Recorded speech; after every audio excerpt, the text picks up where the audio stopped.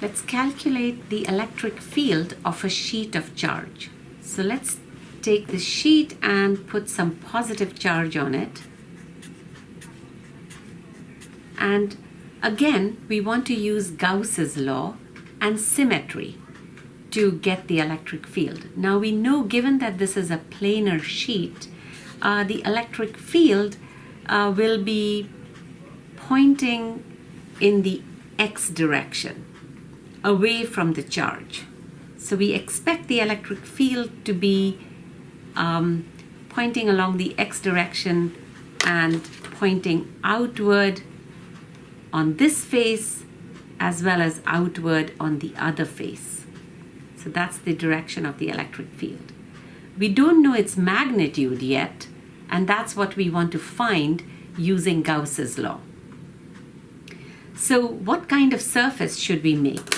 Clearly, we want to make a surface which is perpendicular to this electric field. So let us make a box like this. And also on the extending out also on the other side. And what you can see on this box is here is the area, delta A, pointing outward, delta A. On the top of the box, delta A, if I make a small area here, let's say like this, delta A is pointing up, but the electric field at that point is perpendicular. It's always pointing in the x direction. So you can see when I'm adding up all the little areas to construct the left-hand side of Gauss's law, it's only these front and back surface areas that will contribute, all the other sides won't. And what's the result I will get? I get E times delta A, but again E is the same everywhere, so it gets pulled out of my E times delta A on this surface and 2 times E times delta A on the other surface.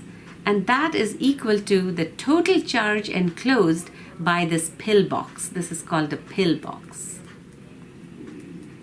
And that total charge we can get in the following way. If this sheet has a charge Q and it has an area A, total area A, then the charge density, sigma, is Q divided by A, right? For this little, that's called the charge density.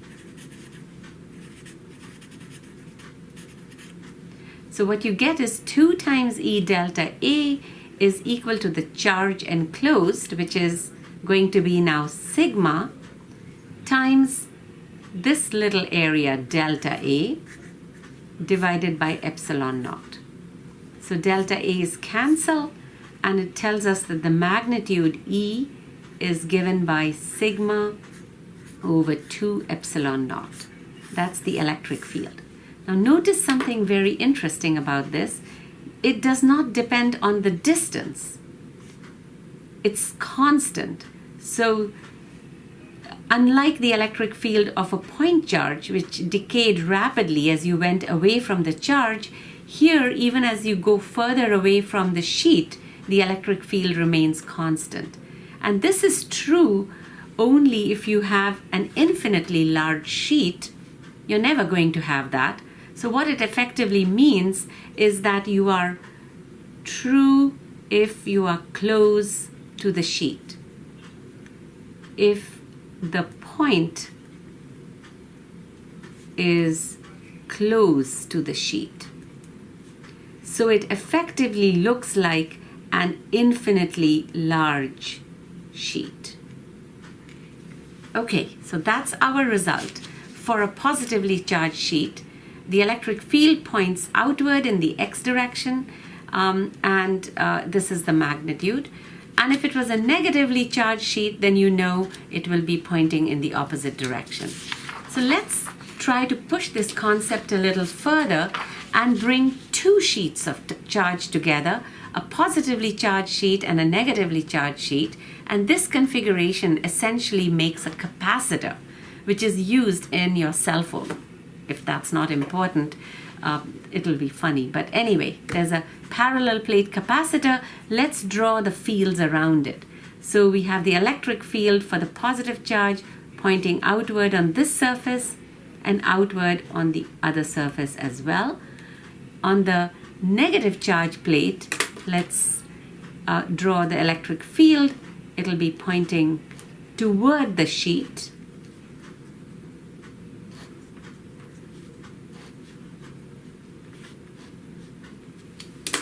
And had this not been there, the electric field from the positive charge would have gone on this side. And if this had not been there, the negative negatively charged sheet would have continued to have electric field lines being drawn toward it. So now if you look at the net electric field, all of these cancel. These also cancel. And what you're left with is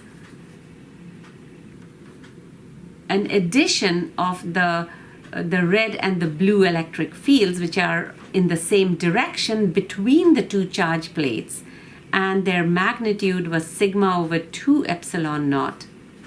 The blue is also sigma over 2 epsilon naught, so they add up to give you a total electric field, E total. Let me call this E plus, and this is E minus. And the total, which is given by E plus E minus, is equal to sigma over 2 over epsilon naught. So the end result is that the electric field of a capacitor is given by sigma over 2 epsilon naught between the plates. And it is equal to 0 outside the plates.